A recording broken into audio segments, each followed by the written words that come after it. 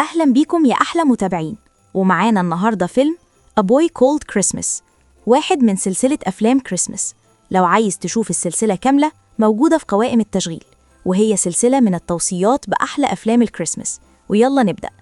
الموضوع بيبدأ مع صبي صغير اسمه نيكولاس، واللي الكل بيسميه كريسمس لأنه جاي من عيلة مشهورة بالكرم وروح العيد.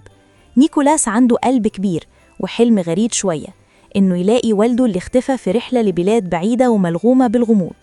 في مغامرة ملهاش زيها، نيكولاس بيسافر لأرض مليانة عجائب وسحر، بيقابل مخلوقات غريبة لكن طيبة، وبيكتشف إن الشجاعة مش بس في القوة لكن في الإيمان بنفسك وبالخير اللي جواك. الفيلم بيجمع بين الضحك والدفء والحكمة اللي تناسب كل الأعمار، مع لقطات تصويرية ساحرة وكأنك داخل كتاب قصص مصور. الفيلم يستحق المشاهدة خصوصاً لو بتحب أفلام العائلة والخيال. التصوير ممتاز، الألوان والديكورات تخلي قلبك يفرح، والممثلين قدروا يورونا المشاعر بشكل صادق من غير تهريج.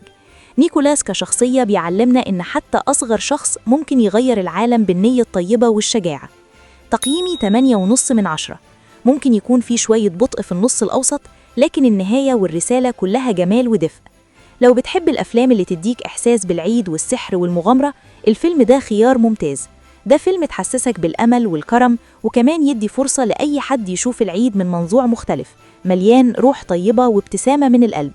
ولو عجبك الفيلم ما تنساش اللايك واشترك بالقناة علشان تشوف كل جديد. سلام.